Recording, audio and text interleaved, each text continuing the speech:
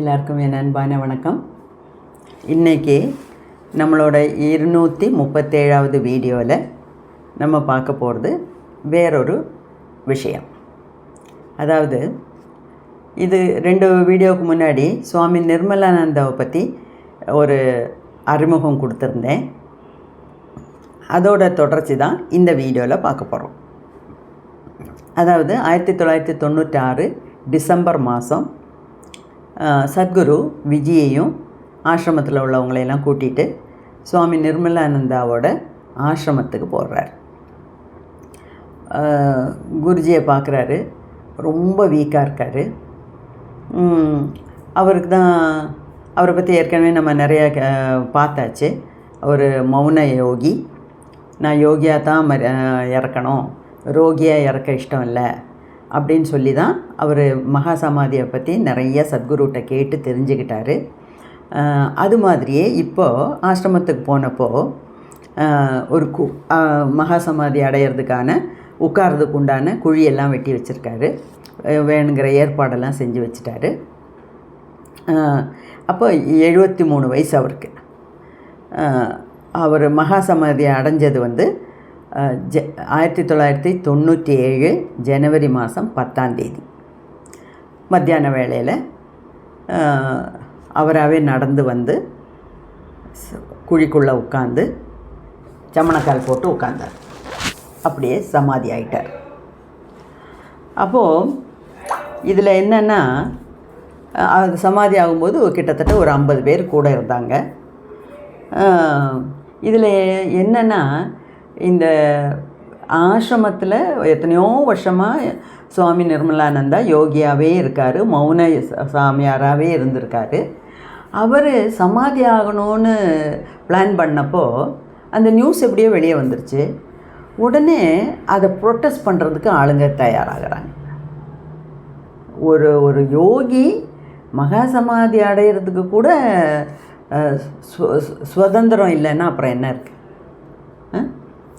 உடனே ஆளுங்கள்லாம் அவர் தற்கொலை பண்ணிக்க போகிறாரு, விஷம் சாப்பிட போகிறாரு, அதனால் அவரை கண்காணிக்கணும் அப்படி இப்படின்லாம் சொல்லி, அதாவது அதை பற்றி அதாவது சமாதினா என்ன, மகா சமாதி அடையிறதுனா என்னங்கிறத பற்றி ஸ்நான பிராப்தி இல்லாதவங்க கூட, அதாவது எந்த விதத்துலேயும் சம்மந்தம் இல்லாத பொதுமக்கள் ஏன் அந்த விஷயத்தில் தலையிடணும்னு தான் எனக்கு புரிய மாட்டேங்குது.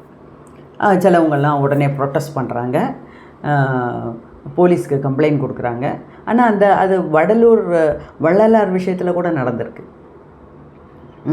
பெரிய பெரிய மகான்களுக்கெல்லாம் இதெல்லாம் சாத்தியங்கிறது ஏன் இப்போவும் பொதுமக்கள் புரிஞ்சிக்க மாட்டேங்கிறாங்கங்கிறது தான். சரி, நம்மெல்லாம் சமாதி அடைய வேண்டாம், அட்லீஸ்ட் அவங்களுக்கெல்லாம் சமாதி அடையக்கூடிய அந்த ரைட்ஸ் இருக்குது அவங்களுக்கு, அதுக்கு கெப்பாசிட்டி இருக்குது, அவங்க பண்ணுறாங்க. அதை புரிஞ்சிக்கக்கூடிய நமக்கு சக்தி இல்லாமல் போச்சு. உடனே கம்ப்ளைண்ட் பண்ணி பர்மனெண்ட்டாக அந்த ஆசிரமத்தில், நிர்மலானந்தா சுவாமி ஆசிரமத்தில் 2 போலீஸ் பர்மனெண்ட்டாக போஸ்ட் பண்ணிட்டாங்க. அவங்கள எப்போவுமே கண்காணிச்சிட்ரு, ஏன்னா சில சமயம் விஷம் கொடுத்து தற்கொலை பண்ணிப்பார் அப்படி இப்படின்லாம் சொல்லி. அதுவே சுவாமிஜிக்கு ரொம்ப மன வருத்தம். சத்குருக்கிட்ட சொல்லியிருக்காரு, இந்த பாருங்கள், கடைசியில் நிம்மதியாக என்னை சாக கூட விட மாட்டேங்கிறாங்க, எப்போ பாரு 2 போலீஸ் என்னையே கண்காணிச்சிட்டு இருக்காங்க, எனக்கு ஒரு மாதிரி இருக்குது அப்படின்லாம் சத்குருக்கிட்ட சொல்லியிருக்கார் அவர். எப்படியோ மத்தியானம் அவர் நடந்து வந்து உள்ள குழியில் உட்காந்து சமணங்கால் போட்டு உட்காந்து சமாதி ஆகிட்டார். உடனே நியூஸு தெரிஞ்ச உடனே திருப்பி பொதுமக்கள் அவர் விஷம் கொடுத்து செத்துருப்பார், அதனால் அவரோட உடம்பை போஸ்ட்மார்ட்டம் பண்ணணும், இதெல்லாம் ரொம்ப பேசக்கூடாத வார்த்தைகள்.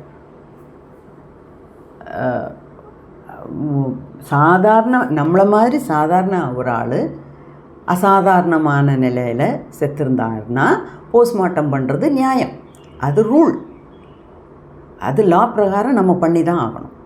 இவருக்கு ஏன் அவர் இடையில நியூஸ் எல்லாம் கூட வெளியிட்டார், நீங்கள் இதை பற்றி நீங்கள் ஒன்றும் பெருசு பண்ண வேண்டாம், என்னோடய சொந்த விருப்பத்துக்காக தான் நான் மகா சமாதி அடைய தீர்மானம் பண்ணியிருக்கேன், நீங்கள் அப்படி தப்பாலாம் பேசக்கூடாது அப்படி இப்படின்லாம் அறிக்கைகள் விட்டிருக்கார். அப்படி இருந்தும் இந்த மாதிரி போஸ்ட்மார்ட்டம் பண்ணணும் அப்படி இப்படின்லாம் சொல்லியிருக்காங்க. ஆனால் நல்ல வேளை அதெல்லாம் நடக்கலை. அப்போ அவர் மகா சமாதி அடையும் போது 50 பேர் கிட்டத்தட்ட அந்த ஆசிரமத்தில் உள்ளவங்கெல்லாம் கூட இருந்திருக்காங்க. அந்த ஈஷாவிலேருந்து போனவங்களுக்கெல்லாம் அதெல்லாம் பார்க்கும்போது ரொம்ப மனசுக்கு நிறைவாக இருந்தது. அதாவது அவங்கெல்லாம் மெடிடேட்டர்ஸு, அவங்களுக்கும் இதை பற்றியெல்லாம் தெரிஞ்சிருக்கும், அவங்க குரு சத்குரு சொல்லி கொடுத்துருப்பாரு. ஆனால் கூட அதை கண்ணால் பார்க்கும்போது அவங்களுக்கு ரொம்ப அதோட இம்பேக்ட் ஜாஸ்தியாக இருந்தது. அதோட தாக்கம், இம்பேக்ட்னா அதோட தாக்கம் ஜாஸ்தியாக இருந்தது. சுவாமி நிர்மலானந்தாவையும் அவங்களோட குரு சத்குருவையும் பக்கத்தில் பார்க்கும்போது சூரியனையும் சந்திரனையும் ஒன்றா பார்க்குற மாதிரி அவ்வளோ தூரம் ஒரு தாக்கத்தை ஏற்படுத்துச்சு அப்படிங்கிறாங்க. அதாவது இந்த அவர் அப்போ என்றைக்கு சமாதியானார்? 1997ஆம் வருஷம் ஜனவரி மாதம் 10ஆம் தேதி மத்தியானம் மகா சமாதி அடைஞ்சிருக்கார். ஆக்சுவலாக இந்த சித்தர்கள் எல்லாமே நான் சொல்லியிருக்கேனே, தமிழ்நாட்டில் தடிக்கு விழுந்தால் மகா சமாதியான ஜீவ சமாதிகள் தான். சென்னையில் நானே ஒரு 50 ஜீவ சமாதி போயிருப்பேன். தமிழ்நாட்டிலையும் பாண்டிச்சேரியிலையும் தான், அதாவது அந்த காலத்தில் பாண்டிச்சேரியும் தமிழ்நாடோடு சேர்ந்து இருந்திருக்கு. ஸோ தமிழ்நாட்டில் இருக்கிற மாதிரி ஜீவ சமாதி உலகத்தில் வேறு எங்கேயுமே கிடையாது. அத்தனை சித்தர்களும் வாழ்ந்த மகா பூமியாக்கும் தமிழ்நாடு. அப்போது அன்னைக்கு எல்லா சித்தர்களும் இந்த மாதிரி தான் செய்கிறாங்க. மகா சமாதி அடைகிறதுனா ஒரு 3 மாதம் 6 மாதத்துக்கு முன்னாடியே அவங்க டேட்டை டைமை அனௌன்ஸ் பண்ணிவிடுவாங்க. அப்போ அதுக்கு தற்கொலைன்னு அர்த்தமா? நான் இந்த நட்சத்திரத்தில் இந்த நாள் இந்த நட்சத்திரத்தில் இந்த வேளையில் இத்தனை மணிக்கு நான் மகா சமாதி அடைவேன் அப்படின்னு எத்தனையோ 6 மாதத்துக்கு முன்னாடியே டிக்ளேர் பண்ணிவிடுவாங்க. ஓகேயா? அப்போ அதை எப்படி தற்கொலைன்னு நம்ம சொல்ல முடியும்? அப்போ இவர் மகா சமாதி ஆனது ஆருத்ரா தர்ஷனம்னு ஒரு விஷயம் இருக்குது. அந்த ஆருத்ரா தர்ஷனம் அன்னைக்கு, அதாவது 1997 ஜனவரி 10ஆம் தேதிங்கிறது ஆருத்ரா தர்ஷனம் பண்ணுற நாள். அன்னைக்கு மத்தியானம் சமாதி ஆயிருக்கார். இதில் ஆருத்ரா தர்ஷனத்தை பற்றி எனக்கு 1-2 வார்த்தைகள் சொல்லணும்னு ஆசைப்பட்றேன். அதை சொல்லி இந்த வீடியோவை முடிச்சுக்கிறேன். அதாவது ஆருத்ரா தர்ஷனம்ங்கிறது ஒரு வருஷத்தில் அந்த நாள் தான் நீண்ட இரவு உள்ள நாள். அது என்ன மேடம் நீண்ட இரவு குறுகிய இரவு அப்படின்னா? இதை ஒரு விஷயம் ஈஸியாக சொன்னால் உங்களுக்கு புரியும். அதாவது வெயில் காலத்தில் சம்மர் வெக்கேஷனில் சம்மர் டைமில் 6:45 ஆனால் கூட வெளிச்சம் இருந்துக்கிட்டே இருக்கும் அந்த நாட்களெல்லாம். அப்போ கோடை காலத்தில் டே டைம் ஜாஸ்தி, நைட் டைம் கம்மி அப்படிம்போம். அதே மாதிரி டிசம்பரில் மார்கழி மாதத்தில் குளிர் சமயத்தில் 5:30 ஆனாலே இருட்டும். அப்போ என்ன? டே டைம் கம்மி, நைட் டைம் ஜாஸ்தி அப்படிங்கிறோம். ஓகேயா? அது மாதிரி ஒரு வருஷத்தில் லாங்கஸ்ட் நைட்டுங்கிறது இந்த ஆருத்ரா தர்ஷனம் அன்னைக்கு தான். அல்லாட்னா அந்த லாங்கஸ்ட் நைட்டில் தான் ஆருத்ரா தர்ஷனம் பண்ணுறாங்க. அப்போ இந்த ஆருத்ரா தர்ஷனம்னா என்ன அப்படின்னா, அன்னைக்கு தான், அதாவது லாங்கஸ்ட்டு இரவு உள்ள அந்த இரவைத்தான் சிவன் தன்னோட நடனம் ஆடுறதுக்குண்டான நைட்டாக தேர்ந்தெடுத்திருக்கார். ஓகேயா? நடராஜனோட நடனம் அன்னைக்கு தான் அரங்கேறி இருக்கு. அதுதான் ஆருத்ரா தர்ஷனம். அன்னைக்கு தான் சிவனோட அந்த காஸ்மிக் டான்ஸ் நடந்து அரங்கேறிய நாள். இது எல்லா சிவன் கோயில்லையும் ரொம்ப விசேஷமாக கொண்டாடுவாங்க. இதில் என்னோட ஒரு பர்சனல் அனுபவத்தை கொஞ்சம் சொல்லி முடிச்சுக்கலான்னு நினைக்கிறேன். ஏன்னா என்னால் அதை சொல்லாமல் இருக்க முடியல. இதுக்கும் சுவாமி நிர்மலானந்தாவுக்கும் என்னோடய அனுபவத்துக்கும் டைரெக்டாக கனெக்ஷன் இல்லாட்டினா கூட இந்த விஷயங்கள் எல்லாம் ஆருத்ரா தர்ஷனம் அன்னைக்கு நடந்திருக்கிறது ஒரு பெரிய ஒரு விஷயம். அதாவது நான் அப்போது எர்ணாகுளத்தில் கேவியில் டீச்சராக ஒர்க் பண்ணிகிட்ருக்கேன். ஒரு 3 நாள் டிசம்பர் லீவில், கிறிஸ்மஸ்க்கு எங்களுக்கு 10 நாள் உண்டு கேவியில். அந்த மார்கழி மாதம் டிசம்பர் 15லேருந்து ஜனவரி 15 வரைக்கும் மார்கழி மாதம் இல்லையா, 13 வரைக்கும். அந்த மார்கழி மாதத்தில் டிசம்பரில் கிறிஸ்மஸ் வெக்கேஷனில் ஒரு 3 days ஒரு கோர்ஸ் இருந்தது சென்னையில். அப்போ கேரளாவிலேருந்து ஒவ்வொரு ஸ்கூல்லேருந்து ஒவ்வொரு டீச்சர் அனுப்பணும். யார் போவீங்கன்னு எங்கள் பிரின்சிபல் கேட்டாங்க. யாருமே கை தூக்கலை. கிறிஸ்மஸ் வெக்கேஷனில் எல்லாம் யார் போவாங்க, டியூட்டிக்கு வேறு வேலை இல்லைங்கிற மாதிரி எல்லோரும் உட்காந்துருந்தாங்க.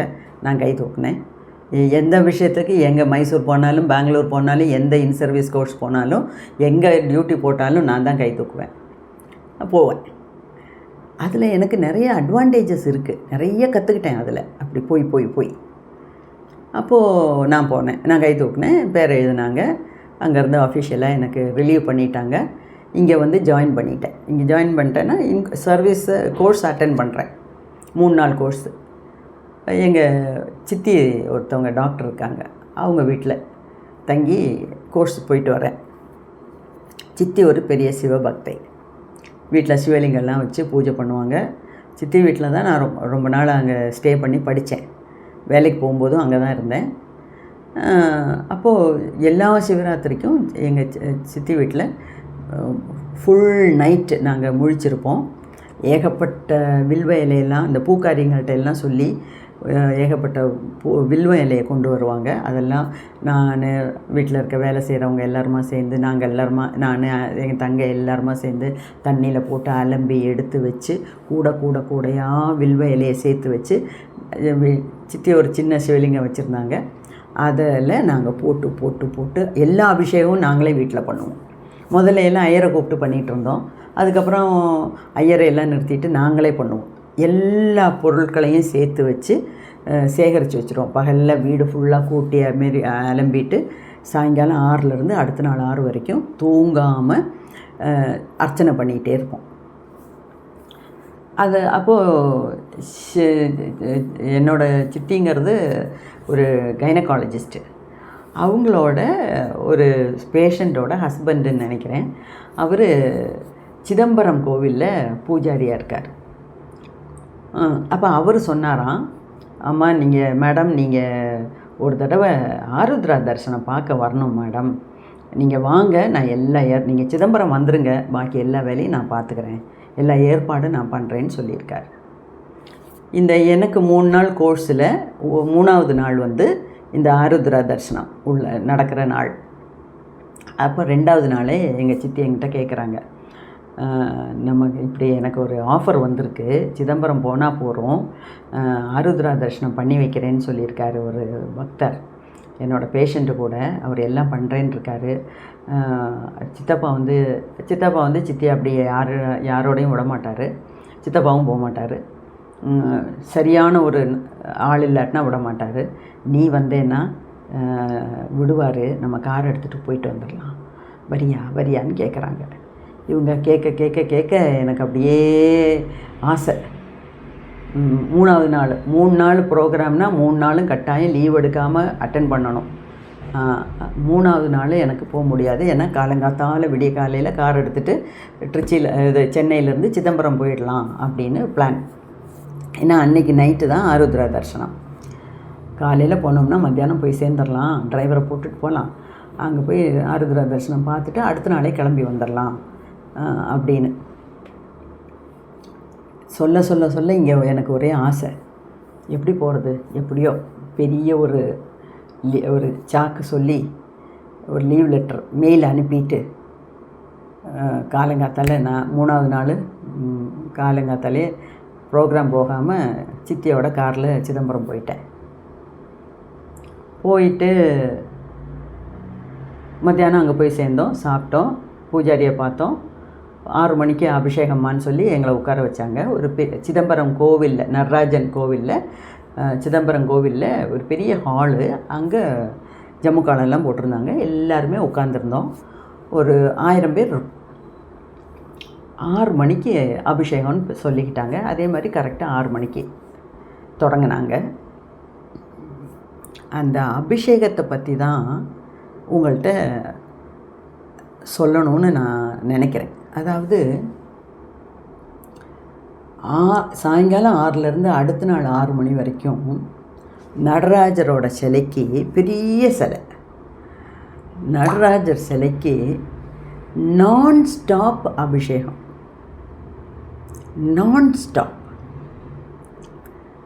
அது வந்து பெரிய ஏணிப்படி வச்சு அதில் தான் எல்லோரும் ஏறி ஏறி ஏறி அபிஷேக பொருட்களை மேலே கொண்டு வராங்க.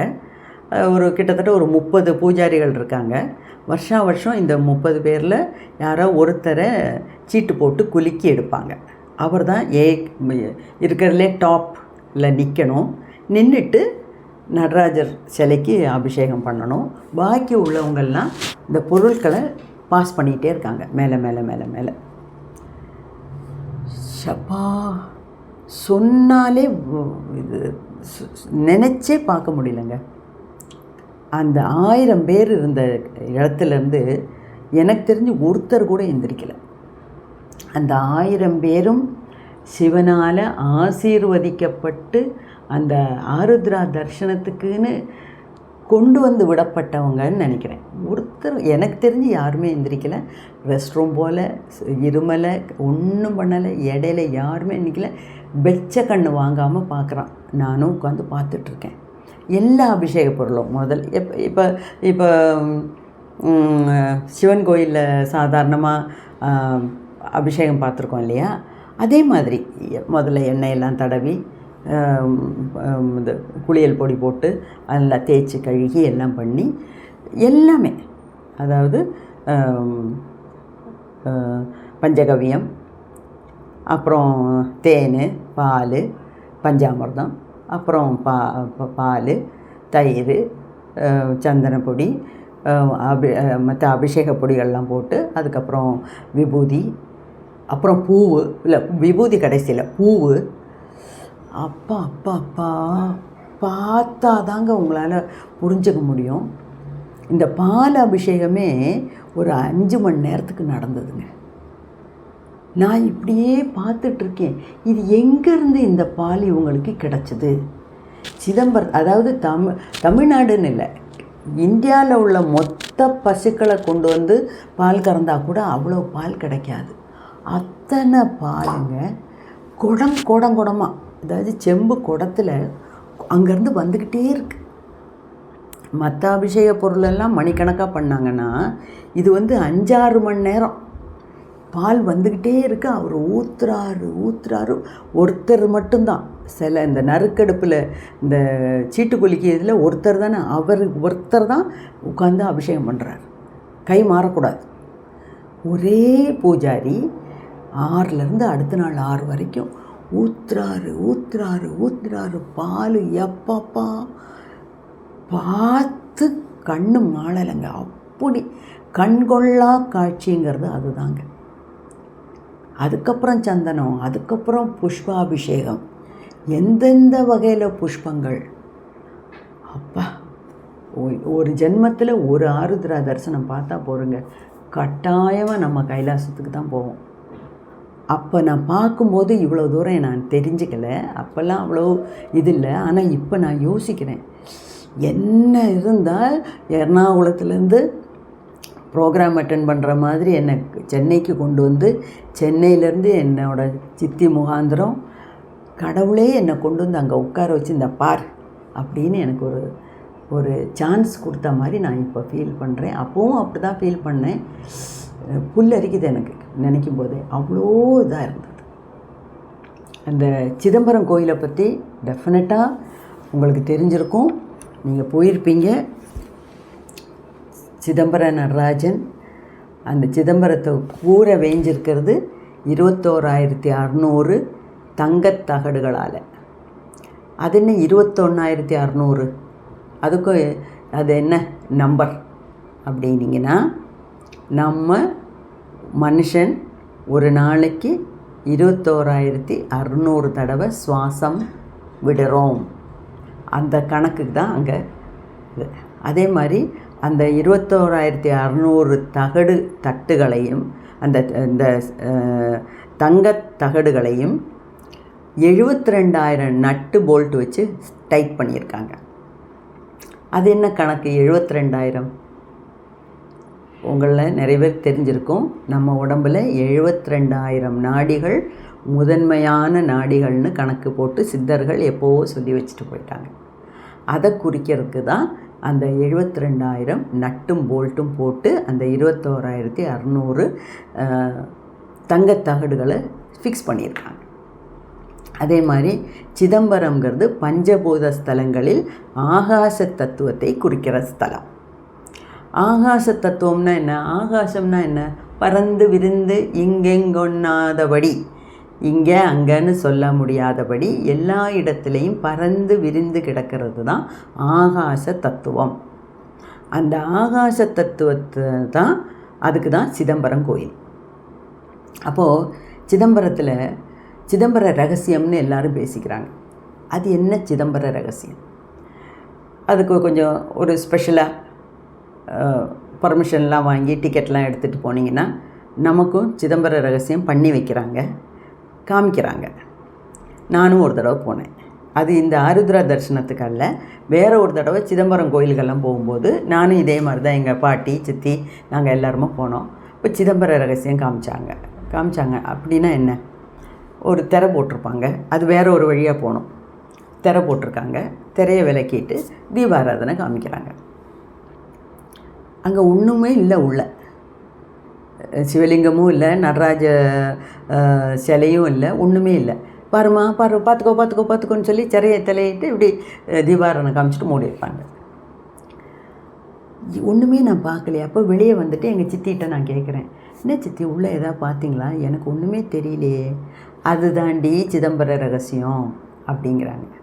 அப்படின்னா என்னென்னா, அங்கே சிவன் ஆகாச தத்துவமாக நம்ம கண்ணால் பார்க்க முடியாது, அப்படி ஆகாச தத்துவமாக அங்கே இருக்கார் அப்படிங்கிறது ஐதீகம் அப்படின்னு எனக்கு சொல்லி கொடுத்தாங்க. இதுக்கு அர்த்தம் தான் சிதம்பர ரகசியம். அதாவது அங்கே எல்லாம் இருக்குது, ஆனால் பார்க்குறவங்களால தான் பார்க்க முடியும், மற்றவங்களால பார்க்க முடியாது. அதுதான் அதோட ரகசியம் அப்படின்னு சொல்லி கொடுத்தாங்க. அதே மாதிரி இந்த ஆருத்ரா தரிசனத்துக்கு இன்னும் ஒரு விஷயம் சொல்லிடுறேன். நம்ம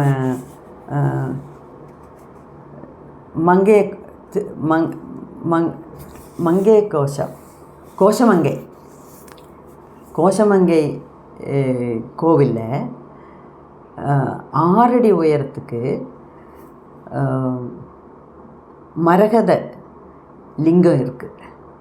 அது நான் இது வரைக்கும் பார்க்கல. இருக்குதுன்னு நான் புக்கில் படிச்சிருக்கேன், யூடியூப்பில் கேட்டிருக்கேன், 2-3 பேர் என்கிட்ட சொல்லியிருக்காங்க. ஒரு தடவை எனக்கு கட்டாயமாக அதை போய் பார்க்கணும். அந்த பச்சை மரகத பாறையிலேருந்து செதுக்கின 6 அடி உயரமுள்ள மரகத லிங்கம் அங்கே இருக்குது. அதில்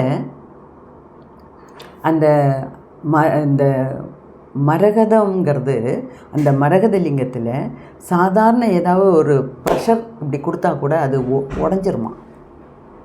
அதனால் அதுக்கு நார்மலாக அபிஷேகம்லாம் கிடையாது. அந்த சிவலிங்கத்தை மொத்தம் சந்தனத்தால் பூசி வச்சுருக்காங்க. அப்போ எல்லா நாளும் அந்த சந்தனத்தோடு தான் பார்க்க முடியும். பச்சை மரகத லிங்கத்தை கண்ணால் பார்க்க முடியாது.